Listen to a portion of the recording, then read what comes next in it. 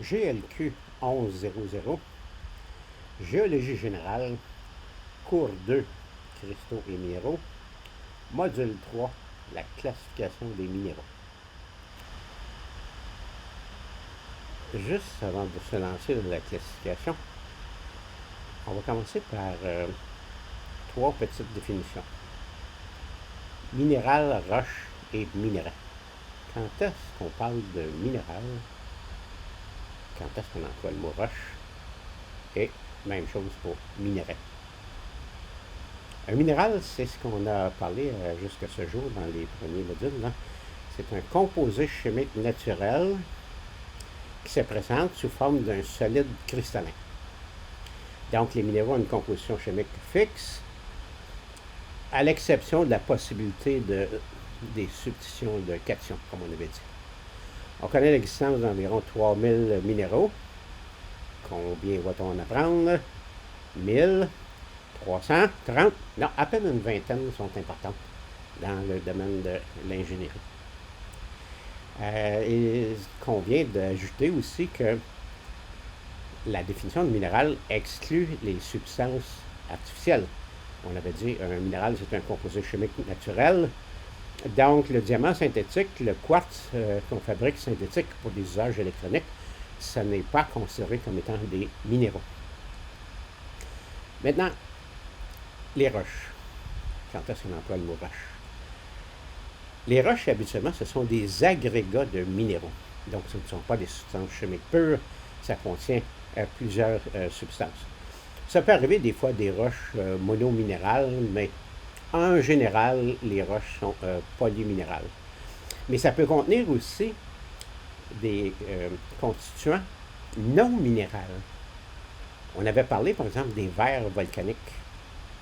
Bon, eh bien, si on veut tout englober, là, quand on emploie le mot roche, les roches sont les solides qui forment l'écorce des planètes et des astéroïdes. Minerai maintenant. Bon, le mot minerai désigne les minéraux qui ont une valeur économique pour l'extraction de substances telles le cuivre, le plomb et le zinc. Donc, en arrière de moi, qu'est-ce qu'on a? Eh bien, vu les beaux cristaux qu'on a partout, là, la composition homogène, c'est sûrement un minéral. Hein? C'est pas un mélange qu'on a ici, c'est une substance assez pure. Donc, le mot minéral convient. Est-ce que ce minéral-là est également un minerai? Eh bien, c'est la pyrite qu'on regarde. Et ce n'est pas utilisé pour l'extraction ni du fer ni du soufre qu'elle contient. Donc, c'est un beau minéral qui, cependant, est souvent jugé indésirable pour de nombreuses tâches dans le domaine de l'ingénierie et ça n'a pas le statut de minerai. Maintenant, on va regarder comment on classe les minéraux. Les minéraux sont classés d'après leurs affinités chimiques et on va aller dans les notes de cours pour la suite des choses.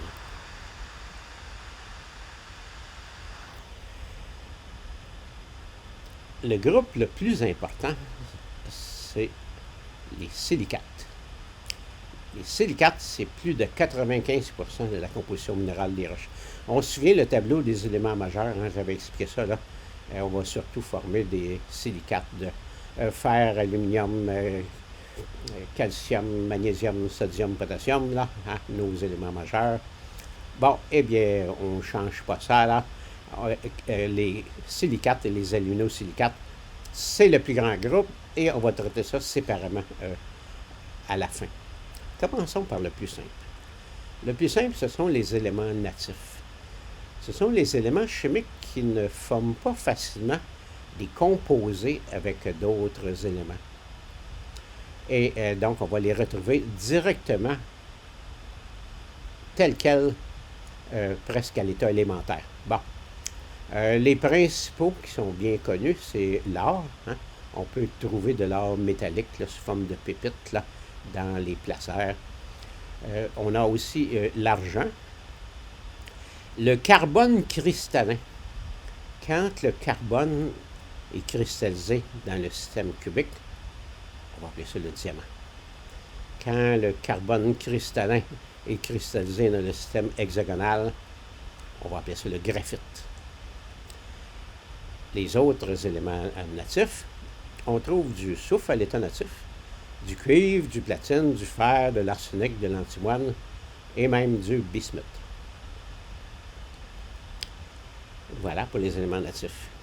Maintenant, les sulfures. On dit ici sulfure et sulfocèle. Bon, c'est une petite subtilité qu'on va laisser aux chimistes, là. Dans ce qui me concerne, ce sont des sulfures. Mais on prend note que quand c'est une association entre le soufre et un semi-métal, eh bien, dans certains livres de chimie en particulier, on va appeler ça des sulfocèles. Bon, eh bien, faisons des choses simples, ce sont des sulfures. On a un tableau qui donne la liste de quelques sulfures communs. Certains sont de simples minéraux, comme ça. Comme le premier, l'arsénopyrite. On n'exploite pas ça, donc ce n'est pas du minerai. Et souvent, quand on a une mine où on exploite des sulfures, l'arsénopyrite va faire partie des substances indésirables. Il y en a trop, on n'a pas besoin de ça. Et comme ça contient de l'arsenic, qui est toxique, eh bien, il peut y avoir un problème environnemental à gérer cette substance-là ici. Les suivants sont du minerai, bornite et chalcopyrite. Ce sont des minéraux, mais qui sont également du minerai pour l'extraction du cuivre. La galène, c'est un minéral qui est un minerai pour l'extraction du plomb. Et la molybdénite, eh bien, c'est un minéral qui sert de minerai pour l'extraction du molybdène. Les deux derniers, ici, pyrite et pyrrhotite, ce sont de simples minéraux. On n'exploite pas ça.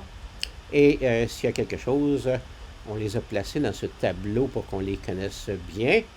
Ce sont deux minéraux qui sont problématiques dans de nombreuses tâches dans le domaine de l'ingénierie. Le béton en particulier, pyrite et pyrrhotite, sont tout à fait incompatibles avec cette tâche-là. Maintenant, les composés de l'oxygène et de OH. Là. Bon, on dit en introduction que l'eau, c'est l'oxyde le plus abondant à la surface du globe terrestre. Hein. Les océans couvrent les 4/5 du globe terrestre. Là. Mais c'est pas un minéral pour autant. Parce que, vu la température moyenne sur Terre, l'eau n'existe pas vraiment à l'état cristallin. Ça se produit sous climat froid en hiver, mais par rapport à la température moyenne du globe, l'eau existe à l'état liquide et on classe par ça parmi les minéraux. Mais c'est quand même l'oxyde le plus abondant à la surface du globe terrestre. Quelques oxydes communs. Le premier, la chromite, c'est du minerai de chrome.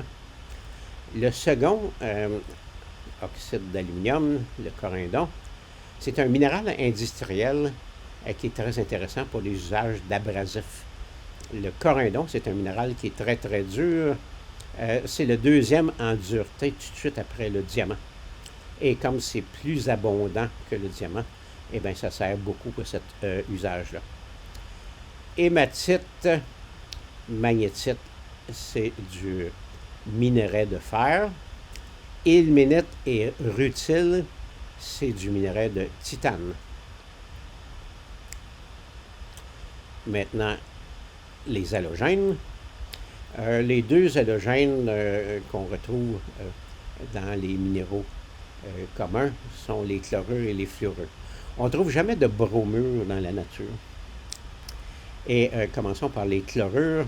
Les deux plus importants sont les chlorures de sodium et le chlorure de potassium, qui s'appellent respectivement halite et sylvite.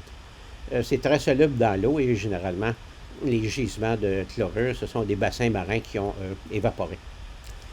Le fluorure le plus important, c'est le fluorure de calcium. Ça s'appelle la fluorine. Même fluorite, là, il peut y avoir plus qu'un orthographe là, pour ce nom de minéral-là ici. On passe ensuite de ça au carbonate. C'est l'anion CO3 qui va s'associer avec certains cations. Ici, c'est important de dire que les carbonates, c'est le deuxième groupe chimique en importance. On avait dit les silicates, 95% de tous les minéraux. Dans le 5% qui reste, 2 sur ce 5-là, 2%, ce sont les carbonates. Tous les autres minéraux, c'est dans le 3 qui reste. Dans les principaux carbonates, on a calcite et aragonite. Regardez, c'est la même formule chimique. Est-ce qu'il y a une erreur dans les notes de cours? Pas du tout. C'est un bel exemple pour vous rappeler qu'un minéral, c'est une composition chimique, la voici, et une structure cristalline. Or, la maille élémentaire CaCO3 permet de construire deux édifices cristallins fort différents. On peut cristalliser le CaCO3 dans le système hexagonal, et ça va s'appeler de l'aragonite. Et on peut le cristalliser aussi dans le système rhomboédrique, et ça va s'appeler la calcite. Donc, même formule chimique, mais deux structures cristallines différentes et deux noms différents pour ces deux structures-là. Les autres carbonates importants, on a la dolomite, la magnézite, la malachite ici. C'est pas très important sur l'ensemble de la planète, mais c'est un beau minéral vert qui a des propriétés intéressantes dans le domaine des pierres semi-précieuses. Et comme c'est un minéral d'altération autour du gisement de cuivre, eh bien, ça fait partie du cortège des minéraux qu'on utilise comme minerais pour l'extraction du cuivre. Et finalement, la sidérite, c'est du carbonate de fer. On passe à un autre groupe, les sulfates, les molybdénates et les tungsténates. Le sulfate le plus important, c'est le gypse. Le gypse, c'est la matière première pour la fabrication du placoplâtre, le produit qu'on appelle communément le gyprock. Donc, ça sert beaucoup dans le domaine de l'ingénierie, dans le domaine de la construction. Les molybdénates, maintenant. Bon, eh bien, il fallait trouver un exemple de molybdénate ici, là. Le voici. C'est du minerai pour le molybdène. Et tungsténate, eh bien, on a la scheelite, un minéral important pour l'extraction du tungstène. Le tungstène, c'est un élément chimique fort intéressant parce que c'est le métal qui a le point de fusion le plus élevé. Et du temps où on utilisait uniquement de l'éclairage avec des lampes à incandescence, eh bien, le filament de la lampe qui pouvait être porté à des températures de près de 1000 degrés Celsius, sans fondre, sans brûler, hein, ça venait très blanc, très inquiétant. Eh bien, c'est un petit fil de tungstène qu'on utilise pour faire ces appareils-là qu'on utilise de moins en moins aujourd'hui. Voilà pour les tungsténates, là. Les phosphates, maintenant. Bon, un seul phosphate est vraiment important, c'est l'apatite. Et à l'échelle mondiale, les phosphates, on utilise ça pour nourrir l'humanité. Hein, quand on veut faire pousser des plantes, là, ça prend de l'azote, ça prend du potassium et ça prend du phosphore. Et là, ben, les engrais que l'on fabrique, là, pour fabriquer des phosphates, eh bien, il faut trouver de l'apatite. Maintenant, le gros sac, les silicates. Les silicates, c'est tellement un gros sac là, qu'on va subdiviser ça d'après la structure de la partie anionique. On commence avec le plus simple possible, simplement SiO4 comme ça. Donc, Si plus 4, O moins 2 fois 4, ça veut dire moins 8. 4, 4. Ici, il reste un moins 4. Et il faut satisfaire ça avec des cations qui peuvent être le magnésium, le fer, etc. Donc, cette première structure très simple-là, on va appeler ça les nésosilicates. On a un exemple de nésosilicate ici qui est donné, ainsi que sa formule chimique, là, l'olivine. Bon, regardez, dans les minéraux représentatifs, plusieurs de ces minéraux-là n'ont aucun intérêt dans le domaine de l'ingénierie. Mais dans le cas du premier ici, l'olivine, on va reparler de ça dans le cours prochain pour la formation des roches ignées. C'en est un qui est un peu plus important que les autres, l'olivine. Bon. Maintenant, on va complexifier un petit peu notre maille élémentaire. Regardez, dans les représentations ici, on a la structure représentée comme en broche, la structure représentée en boule, et pour cette première représentation-là, on l'a éclatée simplement pour qu'on puisse voir la petite boule de silicium à l'intérieur. Si on referme tout ça, on voit que les boules rouges là, qui cachent entièrement la petite bille de silicium à l'intérieur. Si on prend deux de ces tétraèdres-là et qu'on met un oxygène en commun, on va se retrouver avec cette nouvelle structure ici, qu'on va appeler les sorosilicates. C'est qu'on a la représentation en broche des sorosilicates, la représentation en boule, la formule chimique de la partie anionique, et là, bien, un minéral représentatif. Regardez la formule chimique qui est ici, là. On laisse ça au géologue, là.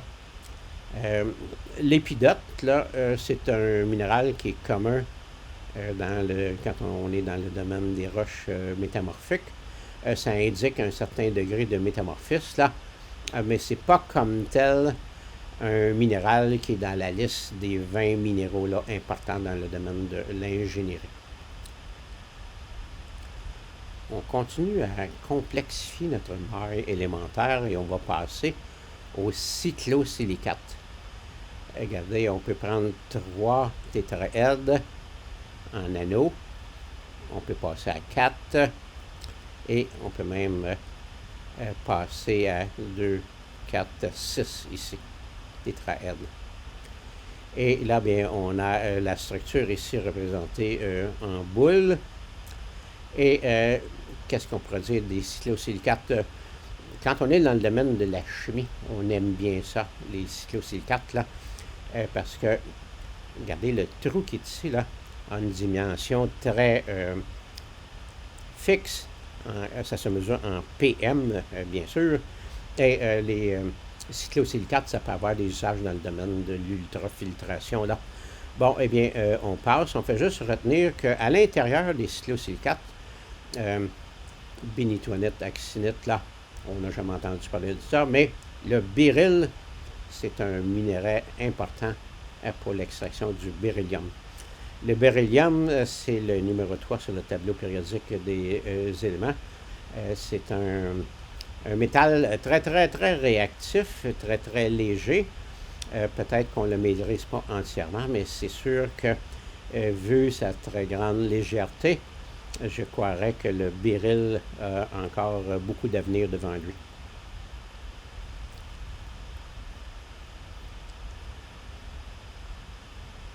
On passe maintenant aux inosilicates. On a toujours notre tétraèdre de départ, mais cette fois-ci, on va le chaîner pour former comme un polymère. Hein. Donc, des silicates là, en chaîne. Les chaînes peuvent être simples, comme dans l'exemple que voici, ou elles peuvent être dédoublées. Et là, bien, surprise, on a des minéraux importants qui sont représentatifs de ces deux sous-groupes-là. Donc, le groupe, ce sont les inosilicates. Leur caractéristique, c'est que les tétraèdres sont disposés en chaînes. Et quand les chaînes sont simples, le minéral représentatif, ce sont les pyroxènes, un minéral qu'on va reparler la semaine prochaine. Et les amphiboles, ce sont des inosilicates à chaîne double, une autre famille de minéraux qu'on va reparler dans un prochain cours. Maintenant, on monte un petit peu en complexité. On va passer au phyllosilicate. Cette fois-ci, on va chaîner nos tétraèdres pour former des feuilles. Et là, bien, on s'en doute bien, hein? Les micas appartiennent à cette famille-là. Chaque feuille est bien attachée. Mais entre deux feuilles, ce n'est retenu que par des forces de Van der Waals. Et c'est ce qui donne la fragilité au feuillet de mica. On peut facilement effeuiller le mica. C'est tout simplement à cause de la structure en feuilles. Les feuilles sont elles-mêmes tenaces, mais les attaches d'une feuille à l'autre, là, sont des liens beaucoup plus faibles et ça donne un plan de clivage là, très distinct à ce groupe chimique qu'on appelle les micas. Maintenant, est-ce qu'on peut monter d'un niveau encore? Bien, on peut charpenter les tétraèdres pour former un édifice tridimensionnel. Et là, ben, le minéral représentatif des tectosilicates, on doit bien le connaître, hein? Vous le connaissez déjà.